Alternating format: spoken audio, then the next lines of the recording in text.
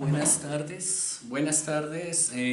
Nuevamente mi nombre es Jorge Eduardo Álvarez. Estoy haciendo clase para mis estudiantes de 11 del Colegio Villamar El Carmen y es este proceso un asunto que ha trascendido con el tiempo gracias a las condiciones en las cuales se está presentando el COVID-19 y también las condiciones con las cuales se ha presentado el aislamiento social.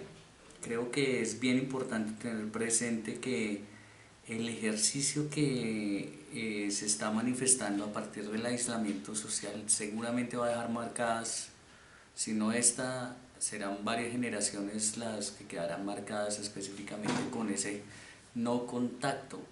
Y ese no contacto con respecto también a lo que tiene que ver con la emocionalidad y la falta de vivencia que tienen hoy en día los seres humanos en cuanto a ese trato cuerpo a cuerpo, en el mismo espacio, en la misma densidad, respirando ese mismo aire. Creo que esto nos está dando definitivamente lecciones para pensar cómo van a ser nuestras relaciones sociales más allá de esto, más allá del asunto de una pandemia o de un conjunto de acciones que responden a una pandemia o enfermedad de tipo global. De hecho, las condiciones con las cuales se entiende esta pandemia implican que nosotros también hemos de reflexionar en lo que pasa en el mundo, no solamente por el ejercicio que propende esta pandemia, sino con lo que ha pasado en decenios anteriores, lustros anteriores y siglos anteriores acerca de cómo qué es lo humano o lo verdaderamente humano del ejercicio de la existencia. En ese momento me encuentro en la sala de mi casa intentando reflexionar sobre el problema de la existencia con respecto al discurso, y esa va a ser la clase del día de hoy. ¿A qué me refiero con eso? A que hoy vamos a trabajar el problema del discurso con respecto a la existencia y a la consideración de la realidad. Para tal efecto, he traído a colación, o quiero traer a colación, 4 textos que he estado mirando con detalle y que me han permitido determinar algunas posiciones respecto a eso. Esas posiciones son personales y tienen que ver específicamente con mi reflexión acerca de la existencia, acerca de la vida y cómo esa trascendencia en la existencia y en la vida afecta definitivamente los discursos y los órdenes de vida adjuntos. Entonces he pensado o he estado tocando 2 textos de Michel Foucault que se llaman Las palabras y las cosas, y una conferencia que se llama El orden del discurso. Asimismo, en Las palabras y las cosas aparece una referencia a un texto de Borges, que es muy importante que lo tengan presente, que se llama El idioma analítico de John Wilkins. Es importante que lo vean y que traten de buscar acerca de ese texto, o la historia, o como llamaríamos el, con respecto a las palabras, significado histórico de ese texto. Entonces el texto de Borges se llama El idioma analítico de John Wilkins.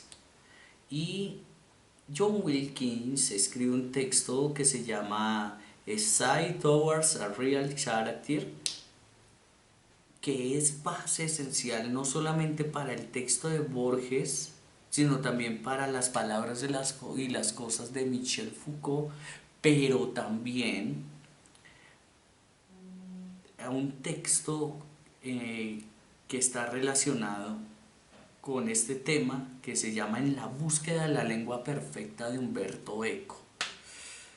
En la búsqueda de la lengua perfecta de Umberto Eco hay una aproximación a las palabras de Michel Foucault y a las palabras de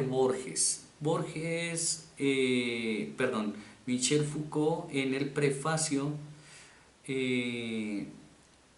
hace el llamado al texto de Borges, o cita el texto de Borges y le llama sumamente la atención, y quizás ese sea el inicio para escribir las palabras y las cosas. Ahora bien, las preguntas que vamos a tener en esta clase serán varias. La primera: ¿por qué aparecen las cosas en un orden y no en otro? La segunda: ¿por qué en el marco de la cultura los investigadores observan el orden y lo expresan tal cual es, y no se cuestiona el trasfondo de ese mismo orden?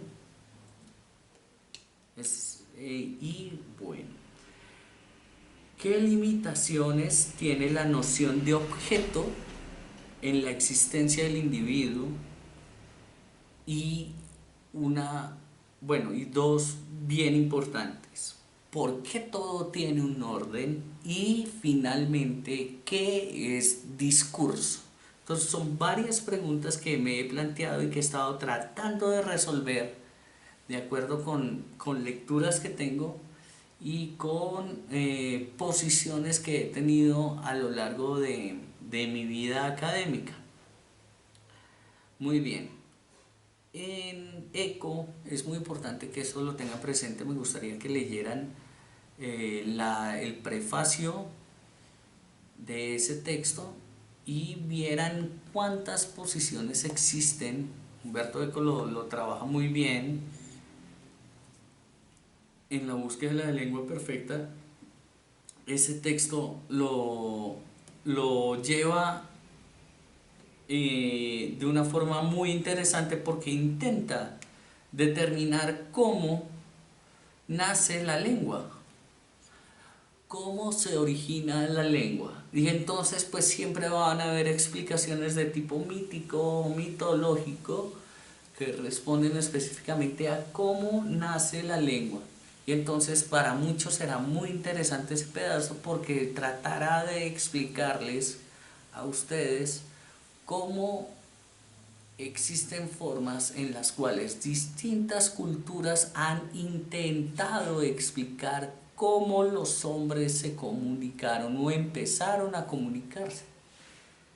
Esa es una condición muy, muy importante, porque si entendemos que el mito, como lo habíamos explicado en clases anteriores, el mito es una concepción casi científica o una explicación específica de lo acerca de la realidad, ¿sí? Y que es de posible creencia, determinaríamos que el nacimiento de una lengua o el sistema de comunicación que tuvieron los hombres para crear todo ese espectáculo que se llama mito, y sobre todo crear todo ese espectáculo sobre lo que significa el nacimiento de los procesos orgánicos de comunicación, tiene que ser un asunto de suma delicadeza, pero también asimismo de suma riqueza para cada uno de nosotros. Por eso es importante leer el prefacio de ese texto, En la búsqueda de la lengua perfecta, de Umberto Eco. Ahora, Humberto Eco, desde la mirada cristiana, intenta hacer un análisis de cómo el nomotetra, o es decir, el primer creador del lenguaje, facilita las cosas para que nazca la lengua. Entonces Humberto Eco plantea desde el comienzo cómo está iniciado el Géminis, el Génesis, estaba pensando en un signo zodiacal. El Génesis, cómo estaba iniciado el Génesis y desde dónde empieza a existir la concepción de lengua. Entonces no solamente el asunto de que aparece en el capítulo 1 que dice que habla acerca del nacimiento, al comienzo era toda oscuridad y después vino el verbo, sino también todas esas órdenes que le da Dios o Jehová le da a Adán para que nombre las cosas del mundo, los animales, las plantas y todo lo que aparece, y adicionalmente le dé el nombre a Eva. Es más, que en principio sea varona y que esa condición sea subyacente de la posición de varón de Adán, y también de cómo después se llama Eva, porque es la madre por naturaleza de los seres vivos. Ese tipo de concepción en Eco, explicada sucintamente, indica en muchas condiciones cómo la lengua trabaja en situaciones en las cuales es posible detenerse a pensar cuántas posibilidades existen para llamar a las cosas y llamar a las personas, llamar a los animales y el resto de la existencia que no es la mía. Y entonces empezamos con el problema del nomos, del nombre, como articulación específica de las sustancias del mundo, los sustantivos, y empieza toda esa riqueza.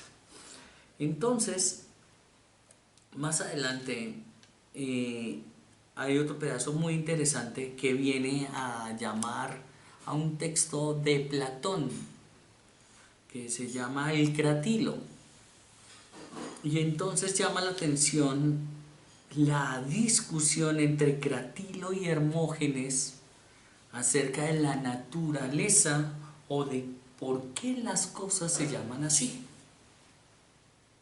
Y está también la condición de Sócrates en relación a esa naturaleza y a esas convenciones que tienen que ver con el origen de los nombres de las cosas. Y es que es bastante interesante, porque si bien Cratilo dice o manifiesta que cada cosa lleva su nombre porque lo muestra en su fisis, en su aspecto físico, Hermógenes entiende por el contrario que las cosas y los animales llevan los nombres, llevan los nomos por convención social, mientras que Sócrates establece que así como bien puede Cratilo manifestarlo en la fisis y Hermógenes en el nomos, Sócrates lo plantea con que los nombres están relacionados o son relaciones entre las cosas, es decir, entre las ideas. Más allá de que cada uno mantenga su nombre, son ideas las que posibilitan nombrar las cosas. en el ejercicio de la comunicación. Y entonces ese es otro pedazo bien importante. Entonces, la primera pregunta que les había dicho era, ¿por qué aparecen las cosas en un orden y no en otro? ¿Sí? ¿Y qué limitaciones tiene la noción de objeto en la existencia del individuo? ¿Y por qué todo tiene un nombre? También tiene que ver con esa noción específica de nombrar las cosas. Y es que las cosas que no están nombradas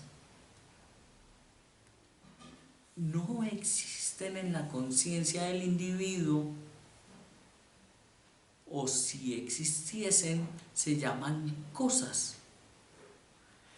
En condiciones en las cuales las cosas tienen una suspensión en el mundo de la vida, implican que tienen su esencia y tienen una posibilidad de existencia. Y entonces aparece un problema. ¿Cómo esa cosa que aún no ha sido nombrada dentro de la conciencia del individuo atañe a un orden que tiene el individuo al establecer el proceso o su relación con la realidad? Entonces, ¿qué significaría orden y qué significa desorden? También vendrían a ser un aspecto. Primero, antes de entrar a ese tema, en esta comprensión o en esta mirada o en esta postura, la realidad es el conjunto de emisiones que parten de los sentidos y llegan al aparato cognitivo, al aparato cerebral. Todas las emisiones o todas las relaciones sensoriales, es decir, propias del sensorium, establecen la concreción de la realidad. Esa posición sensorial es única para cada uno de los individuos, es decir, en otras palabras, la realidad no es un compendio general ni es una situación como si fuese un cuadro, una pintura para todos los que están en el cuadro o esa pintura, sino que cada uno de nosotros poseemos una realidad en la medida en que tenemos una situación que, si bien nos acomete a todos por tener prácticamente los mismos sentidos, implica que hay posibilidades en las cuales los sentidos varíen y así mismo pueda variar la realidad que nos compete.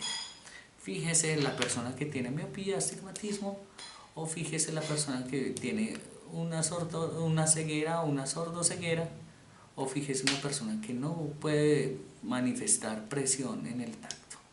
En condiciones así nos diría que nosotros también estamos en la posibilidad de llegar a esos puntos y establecer posiciones de la realidad distintas. En esas condiciones, eso es lo primero. Segundo, si la realidad es distinta, eso nos permite manifestar que no somos un sujeto, sino que somos un cuerpo de individuos distintos, completamente distintos y completamente llevados por la historicidad que nosotros hemos tenido en el comprender la realidad a partir de los sentidos, de acuerdo con las experiencias y con la historia de vida que nosotros tenemos. En condiciones así, esa es una condición importante antes de empezar lo que les voy a decir. Muy bien. ¿Por qué las cosas aparecen en un orden y no en otro? ¿Quién nos manifiesta a nosotros que podemos establecer un orden, o quién nos dice que nuestro orden es una condición básica para la comprensión del mundo de vida que nosotros tenemos? Entonces habría que preguntarse, ¿por qué ese orden? Y si en ese orden hay un no orden.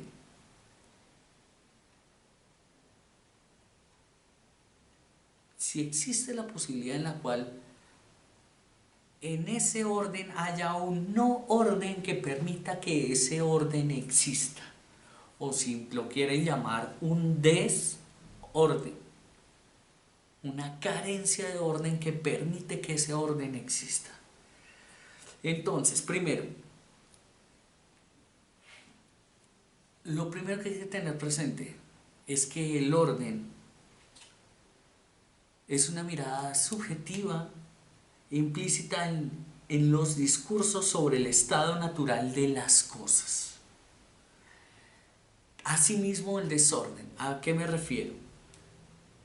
La mirada del individuo sobre las cosas está delimitada por los discursos que están establecidos sobre las cosas, incluso sobre la historicidad de las cosas. No es posible entender cómo funciona un cable USB si no nos han explicado qué es el cable, y en ese qué es el cable USB nos están diciendo ese cable existe y está destinado a funcionar por algo, y por lo tanto existe un orden en la manifestación de las ideas que responde específicamente a la funcionalidad del cable USB, como también al hecho de que el cable tenga un contexto específico donde funciona, y un contexto específico o contextos específicos donde no funciona. Eso implica que existe un orden en el discurso, no solamente en el nombre, porque supimos que se llamaba cable USB, sino también en el ejercicio práctico de entender cuál es el conjunto de elementos que rodean a ese cable USB, no solamente en lo físico, en el nombre, sino también en la funcionalidad. Eso implica que existe un orden, pero también implica que detrás de ese orden existen otro cúmulo de situaciones, o otro cúmulo de circunstancias, u otro cúmulo de funcionalidades que hacen que ese cable tenga una ponderación en el orden preexistente. Me explico.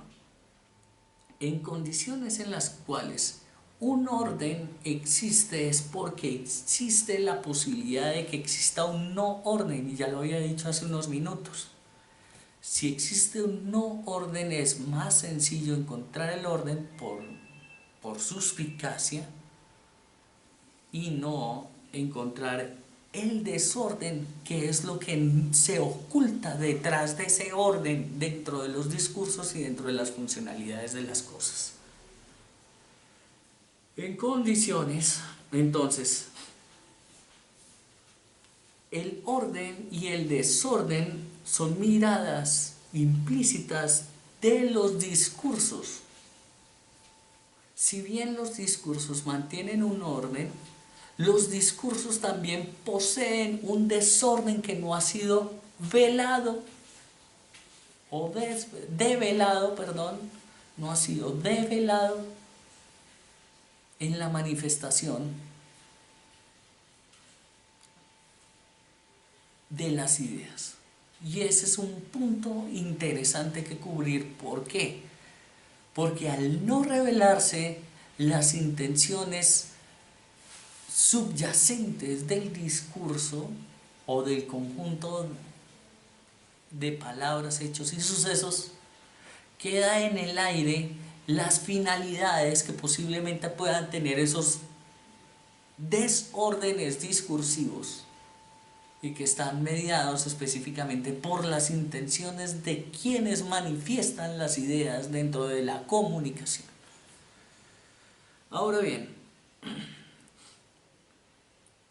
resulta que en nuestra realidad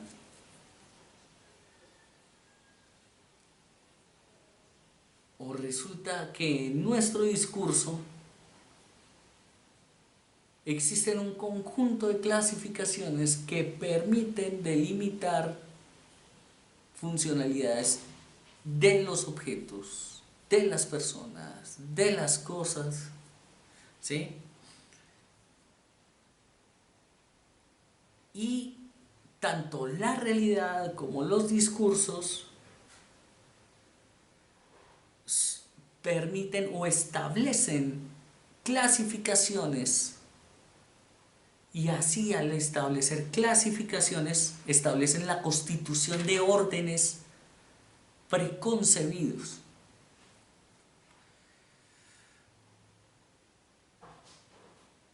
Lo que sucede en el fondo es que la realidad y el discurso atañen a una clasificación de la constitución de un orden, y todo aquello que no esté inmerso en ese orden plantea una realidad no constituida y poco evidente en la naturaleza del discurso. Entonces la pregunta está, ¿qué sucede cuando en el discurso no hay orden? ¿Cómo es posible determinar el desorden en el discurso, teniendo en cuenta que es muy posible establecer el orden porque es lo inmediato y lo próximo a entender dentro de un conjunto comunicativo que se llama oralidad o escritura? ¿Cómo es posible establecer el desorden, el no orden, ¿sí?, como forma delimitante de los discursos a través de la potestad que tiene el orden de un discurso implícito?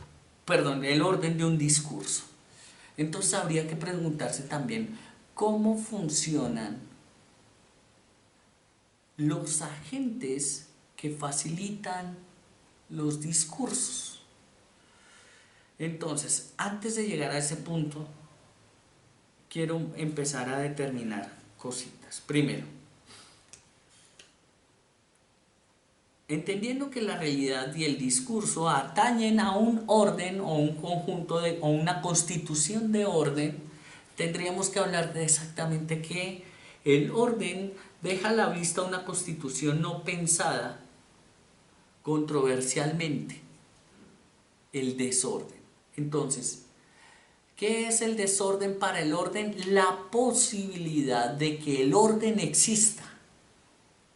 Y entonces estaríamos hablando de que, si bien, por ejemplo, en las matemáticas y en la física está la teoría del caos, llevar la posibilidad de que el caos exista es precisamente porque existe un orden que subyace a la existencia del caos.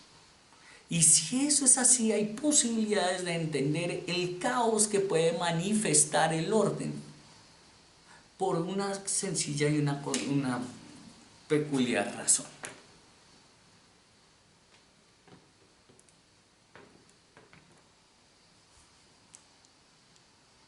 Nadie nos puede negar que las condiciones por las cuales está hecho un discurso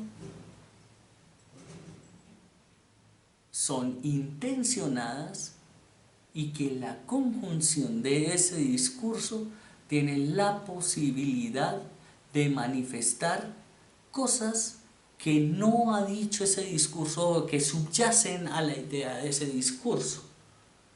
En esas condiciones yo estoy escogiendo las palabras precisas para explicarles a ustedes cómo funciona el orden, mientras trato de guardarme las palabras que subyacen al caos de la condición verbal que estoy tratando de hacer.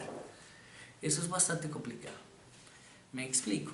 En condiciones en las cuales yo tengo que escoger un conjunto de palabras y manifestarlas dentro de mi oralidad, implica en cierta forma que yo me tengo que guardar otro conjunto de palabras que podrían bien explicar ese mismo hecho, pero no lo estoy tomando así porque estoy buscando precisión en mi discurso para convencerlos a ustedes de que realicen o que me crean. Y en condiciones así también existe la posibilidad de que a partir del caos que yo manifiesto dentro de mi discurso pueda establecer un orden que sea principalmente ponderante a que ustedes vayan entendiendo cada una de las palabras que estoy diciendo. En condiciones así, el orden, y eso lo vamos a hablar para todas las cosas, no solamente para los discursos, el orden deja a la vista una constitución no pensada controversialmente, el desorden. Y entonces la pregunta que aparecen ahí, ¿por qué parece todo tan ordenado?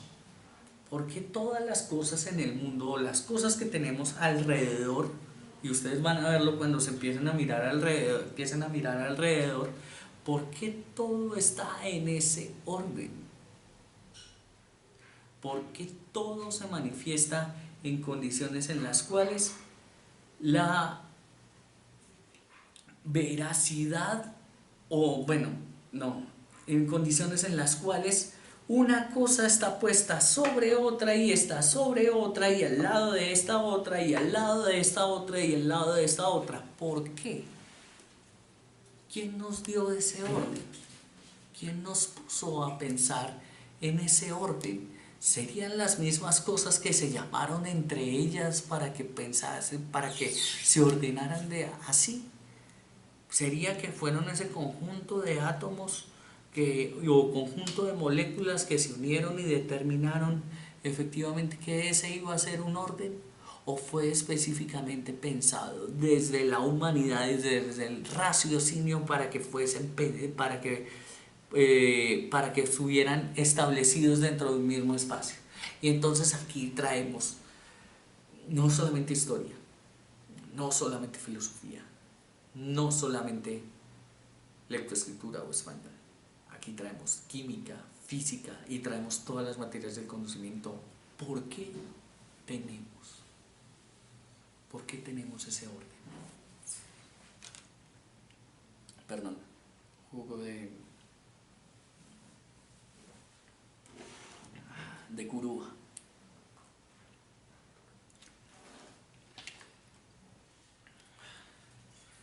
¿Quién nos ha manifestado ese orden? ¿Por qué llegamos al mundo en ese orden? Porque si bien la naturaleza nos ha determinado que efectivamente biológicamente estamos constituidos para nacer de una forma, ¿por qué existen formas de justificar la manera en que nosotros observamos el resto de cosas? ¿Y por qué nosotros no nos detenemos a pensar que efectivamente esas formas como se ven las cosas del mundo no están constituidas por mí, sino por discursos de otros? Y ese es el adyacente que tenemos, que efectivamente nosotros estamos mediados a llevar o a mantener la existencia de los discursos de otros, no nuestra forma de mantener o de manifestar, no es nuestra forma de manifestar una idea distinta al andamiaje social que ha permitido efectivamente que nosotros existamos. Ahora bien,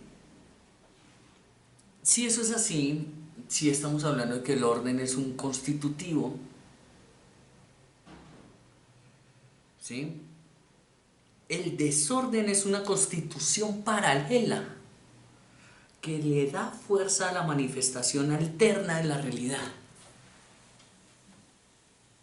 ¿Por qué es necesario pensar más en el desorden que en el orden?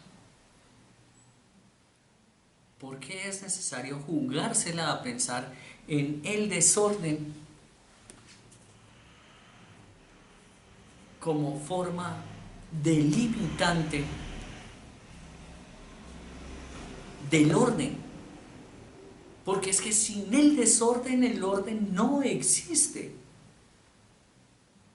Y si el orden necesita el desorden, el orden está limitado al desorden, al juego en el que todo y nada pueden ser constituyentes y constituidos. Entonces, ¿existirá un orden en el desorden? ¿Existirá la forma en la cual en el desorden exista un orden? ¿Existe la posibilidad en la cual todo orden tenga un desorden? Pues ya lo intentamos responder hace un momento. Efectivamente, tenemos que determinar si existen las posibilidades en las cuales la realidad sea un orden constituido, pero también un desorden en potencia. Y eso es lo que hay que descubrir efectivamente en el transcurso o en la existencia del ser humano. Pensar cómo es posible que nosotros tengamos posibilidades de encontrarle rumbo al desorden como forma manifiesta de la vitalidad y de la pulsión del ser humano. Entonces, el desorden significa una condición primera, una condición primigenia, primigenia, para entender lo que subyace al orden. Sin embargo, el preorden, ¿sí?, o desorden condicionan el sustantivo orden. Entonces aquí vamos a traer otra palabra. Tenemos entonces desorden, por un lado, o bueno, vamos a ponerlo acá. Desorden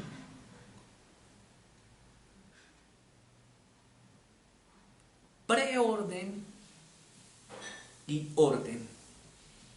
Hay una diferencia entre el desorden y el preorden.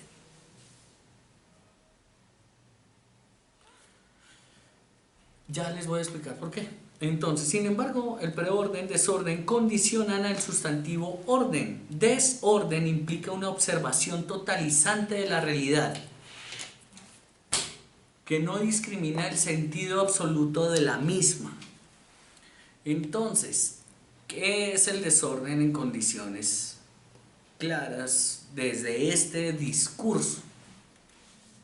El desorden es el todo o puede ser la nada. No hay condición específica para establecer cuál es la totalidad del todo ni cuál es la totalidad de la nada. Entonces, el desorden implica absolutamente todo lo que tiene que ver más allá del ejercicio de la condición del individuo de establecer proyecciones de la realidad. A ver, me explico. Me voy a devolver un pedacito. El todo y la nada son absolutos. O sea, más allá del todo no hay nada. Y más allá de la nada no hay nada más. Son absolutos. Esas condiciones hacen que el desorden como absoluto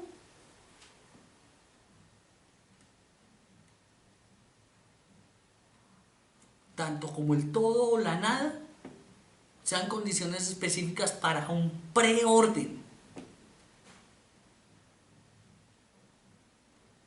Ese preorden tiene que ver específicamente con la manifestación de la realidad, o bueno, con la implicación que tienen los sentidos para la construcción de la realidad del individuo. Ya lo voy a explicar más adelante. El desorden es la existencia, perdón, en el desorden, la existencia de los objetos no está contaminada por la objetivación que hace el individuo de la realidad. En el desorden,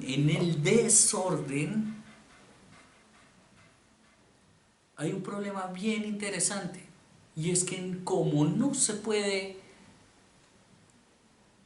totalizar o nominar el todo completamente, no se puede establecer el todo completamente, la contaminación por medio de la intención discursiva del todo hace que, perdón, me voy a volver.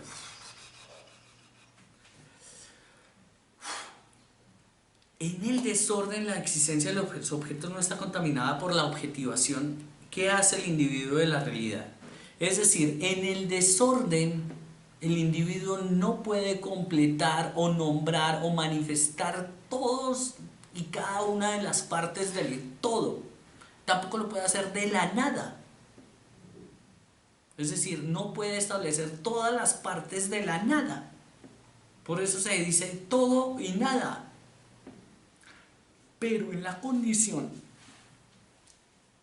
del desorden, en esas partes que no están nominalizadas, objetivadas, delimitadas por el individuo, hay unas existencias de elementos, ¿sí?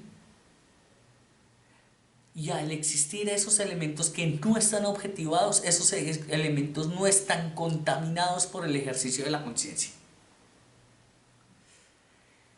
Muy bien, ahora,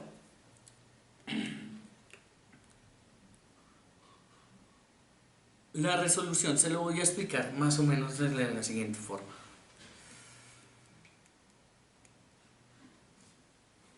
Piensen en una sopa de letras. Pónganle la cantidad de letras que ustedes quieran.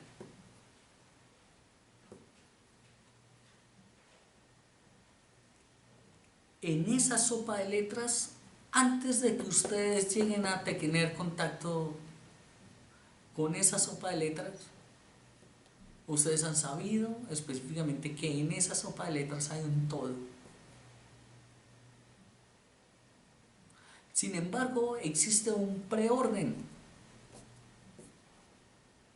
y es el conjunto de instrucciones que aparecen antes de la sopa de letras.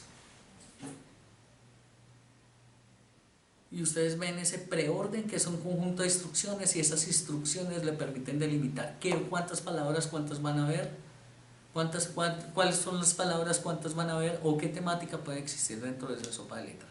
De lo contrario, usted verá simplemente por asociación un conjunto de letras y no determinará específicamente cada una de sus partes. En una sopa de letras, el individuo está motivado por un agente externo para encontrar un orden preestablecido. Entonces, la sopa de letras, como el todo, intuye en cierta forma que existan elementos que no son delimitados por la conciencia, y en esa medida esos elementos saltan o salen de la conciencia del individuo y hacen parte de ese bando que no está constituido dentro de un discurso. Entonces, esos elementos hacen, o me hicieron pensar a mí en dos cosas. Lo primero es que la existencia de todo, absolutamente todo, incluyendo los seres humanos, incluyendo todo lo que gravita o que se mantiene como evento físico en el espacio, todo es un desorden. Me explico, o bueno, repito, todo lo que tiene existencia hace parte de un desorden, y nadie nos está obligando a pensarlo, o bueno, más bien, yo no estoy obligado a pensar de otra forma que no sea un desorden, en la medida en que yo tengo conciencia de que las cosas que hacen parte de un orden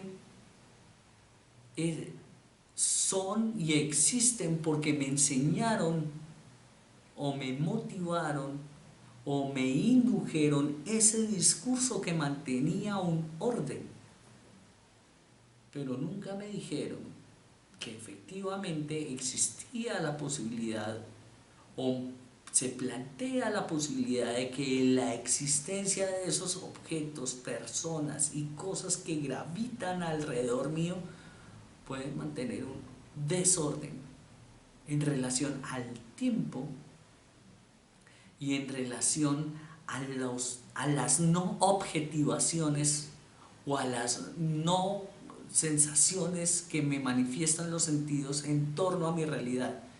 No a las objetivaciones, no a lo que manifiestan los sentidos, sino lo que está alrededor mío y de lo cual yo no me he dado cuenta. Ahora bien, si eso es así, ¿qué termina siendo la realidad? La realidad, como ese preorden, se entiende como esa impresión o imprinting o printing que mantienen los sentidos sobre mi conciencia, sobre mi ejercicio de sí. Y pues es obvio que establece unas delimitaciones acerca de lo que podría yo evidenciar en algo más allá del preorden, que sería el orden. Y entonces, ¿qué se entiende por orden? ¿Listo? Entonces, todo lo que sea de posible manifestación en la comunicación humana está ordenado.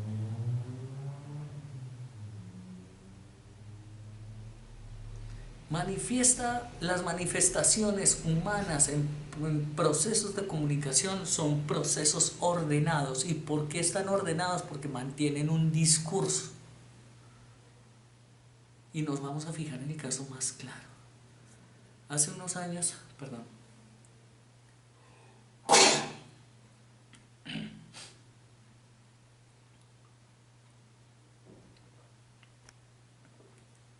años,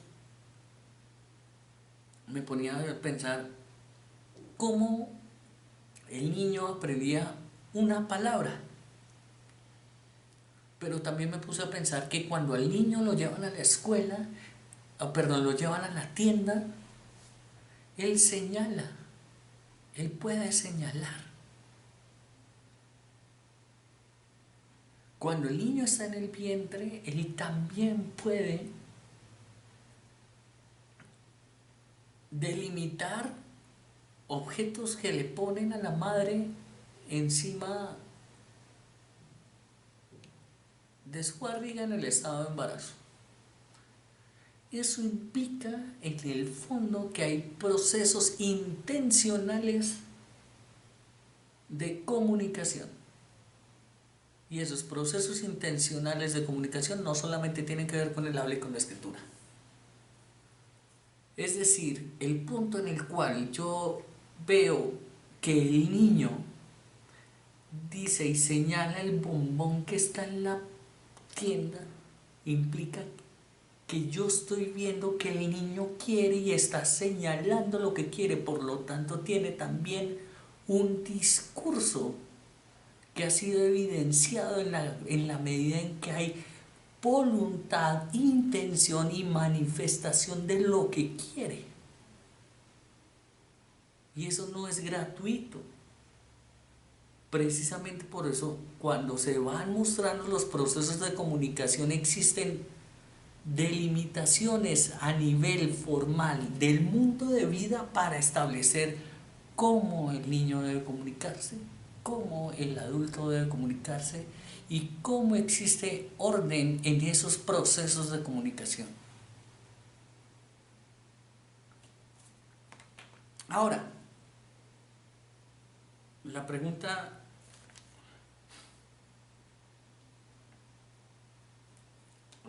la conjetura entonces es adicionalmente, Y es que pensamos y nos comunicamos en un orden porque nunca hemos pensado de forma distinta a cómo nos criaron en medio del desorden. Otra vez.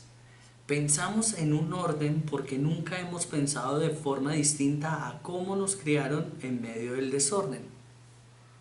Es decir, lo que no responde, perdón, a mi eventualidad o a mi situación de concreción de la realidad hace parte del desorden. Pero nunca nos han hecho pensar en tanto el desorden, sino en tanto el orden. Y el orden específicamente viene de esa condición de manifestación y comportamientos humanos que hacen que la existencia sea finita, sea acorazada y manifestada de una forma específica al gusto que no es del individuo. Ahora, la pregunta, bueno, la otra conclusión es, nunca tuvimos la posibilidad de pensar en un orden distinto. Entonces, como les decía, nunca hemos tenido la posibilidad de pensar en un orden distinto porque ni siquiera hemos pensado en el orden. Ni siquiera hemos pensado en el orden, y eso implica que tampoco hemos podido analizar qué significa el desorden. Y está una pregunta que me realicé anoche. ¿Es posible desordenar el discurso? Y entonces aquí tengo otro pedacito más denso todavía. Menos mal esto lo van a poder ver y devolverlo y devolverlo y devolverlo y tratar de contrariar y tratar de establecer lo que de tratar de concretar cada uno de ustedes una idea. Empecemos por una cosa. Ya habíamos dicho que el discurso como orden es una manifestación de la realidad. Pero cuando nosotros nos ponemos enfrente de alguien al manifestar un discurso, estamos haciendo realidad para un tercero. Es decir, para otro que no soy yo. Cuando ustedes y yo tenemos diálogo frente a frente, yo estoy haciendo una manifestación de mi realidad, mientras que para ustedes, ¿sí?, el concreto es que yo con mi discurso estoy siendo realidad de cada uno de ustedes. ¿Listo? Ahora bien, la realidad versus la manifestación de la misma indican que la realidad para ustedes es un preorden, algo antes de que esté ordenado. Después del desorden existe un preorden y después existe un orden. Entonces, el desorden, como toda la existencia que no está delimitada por la realidad como un conjunto de elementos que se manifiestan a partir de los sentidos y que permiten determinar el estado de conciencia, la conciencia que aparece a partir de los sentidos, ¿sí?, y la manifestación de la realidad se convertiría en ese orden. Es decir, que yo en el discurso ya he ido estableciendo o concretando todo aquello que sucede, y en ese sentido pongo un conjunto de palabras o una cadena de oraciones que manifiestan ordenadamente lo que sucede con la realidad. Ahora bien, pero resulta lo siguiente: esa realidad o preorden enriquece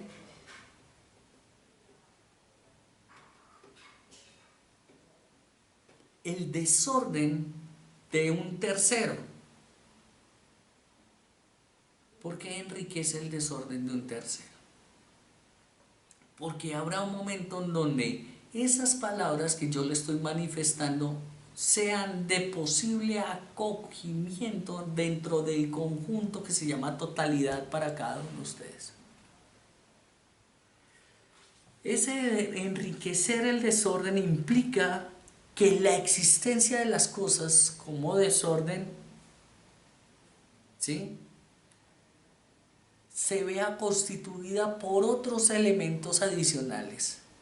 Y asimismo, ese enriquecimiento del desorden también controvierte en medio de mi discurso hacia ustedes, en medio de mi discurso estoy controvirtiendo el desorden para establecer nuevos órdenes. Es decir, estamos hablando de una cadena infinita en la cual los discursos están desordenando otros discursos o desordenando otras existencias para establecer preórdenes y posiblemente órdenes para el futuro. Entonces, el preorden que se manifestaba antes de que ustedes dijeran algo en medio de una locución entre ustedes y yo o una conversación, se puede ver enriquecido, pero también se puede ver controvertido por el orden que les estoy manifestando en medio de mi discurso.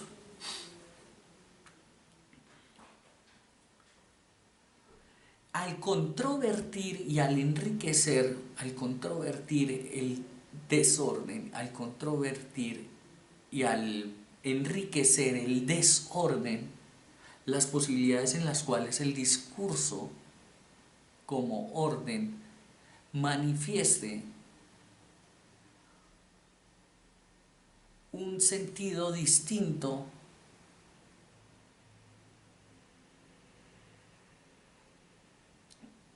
constituye un nuevo orden para las posibilidades en el futuro, no solamente mías, sino también de ustedes. Entonces, las relaciones entre discurso y existencia son transformadoras y transformantes de la realidad como preorden. Y entonces hay algo que llama la atención de la teoría del caos, es el efecto mariposa o efecto bola de nieve. En realidad lo que estoy tratando de explicar es desde el orden y el desorden entre el discurso y la existencia. Estoy tratando de ejemplificar algo que se llama efecto de bola de nieve. Muy bien, entonces, así he tratado de llegar a una conclusión.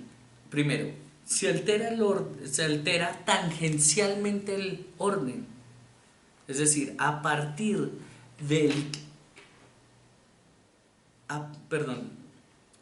se altera tangencialmente el orden y el desorden en la medida en que el orden del discurso manifiesta una posible controversia, una posible salida tangencial de la existencia o desorden de las cosas que rodean y que no son de la conciencia del individuo.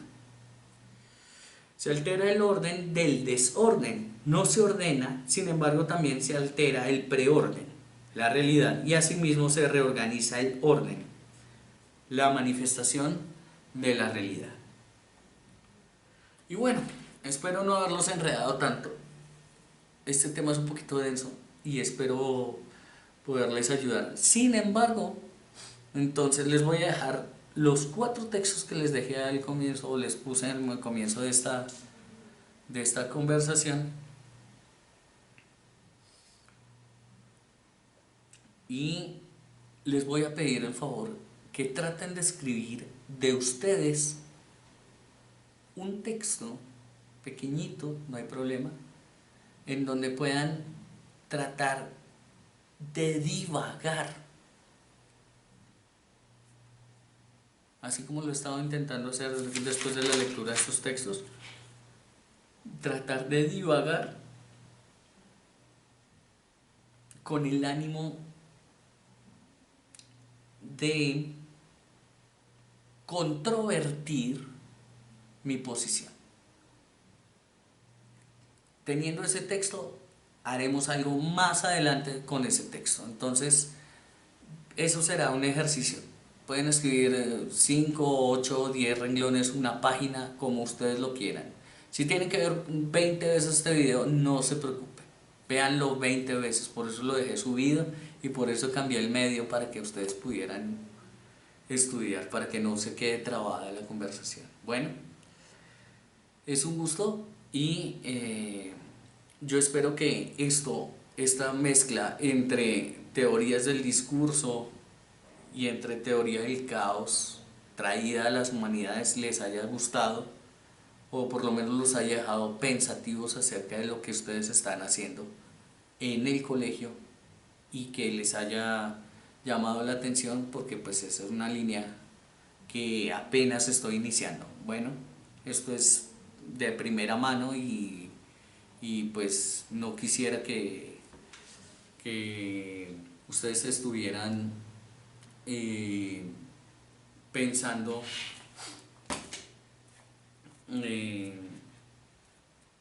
que no se puede hacer, que no se puede tratar de ensayar con el pensamiento.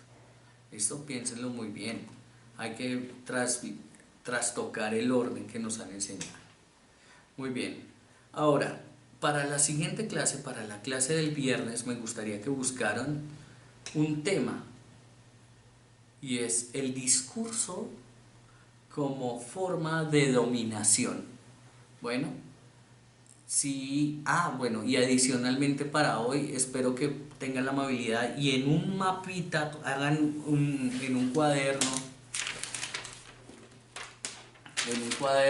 así, hagan un mapa conceptual de los, o si quieren, sí, un mapa conceptual, conceptos abiertos, en donde ustedes puedan unir las líneas de lo que les he estado escribiendo hoy, o bueno, lo que les he estado dictando hoy. Bueno, me cuentan cómo les fue y nos vemos el viernes. Gracias por estar ahí y que tengan una feliz noche.